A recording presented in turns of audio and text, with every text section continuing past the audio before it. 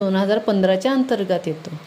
गुन्हा केले एखाद्या मुलाने गुन्हा केल्याचा आरोप असलेला पण त्याच्यावर CRPCची भूमिका घेतली नाही जात, जसं की प्रौढ म्हणजे 18च्या पुढं असल्याबरोबर जशी वर्तणूक केली जाते तशी त्यांच्याबरोबर नाही करणार। जसं CRPCचे नियम आहेत तसे त्यांना लागू नाही करणार।